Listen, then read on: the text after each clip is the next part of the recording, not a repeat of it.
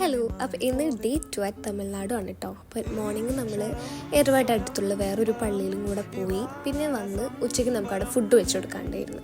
അങ്ങനെ ഫുഡൊക്കെ വെച്ച് കൊടുത്തിട്ട് നമ്മളും കഴിച്ച് അവിടെ നിന്ന് ഇറങ്ങി. പിന്നെ ഇതേ നേരെ പഴനിയിലോട്ടാണ് പോയത്. ആൻഡ് നമ്മൾ പോയ ടൈം കുറച്ച് നല്ല ലേറ്റായിരുന്നു. അതുകൊണ്ട് തന്നെ അവർ ട്രെയിൻ സർവീസൊക്കെ ഇത്ര മണി വരെ അവിടെ ഉള്ളതെന്ന് പറഞ്ഞു.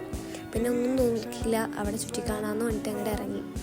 ആൻഡ് എനിക്ക് ഈ അമ്പലങ്ങളും ഇതൊക്കെ നല്ല ഇഷ്ടമായി. ഞാനങ്ങനെ വിസിറ്റ് ചെയ്തിട്ടില്ല അമ്പലങ്ങളൊന്നും, പക്ഷേ ഇങ്ങനെ കണ്ടപ്പോൾ നല്ല ഒരു കൗതുകം.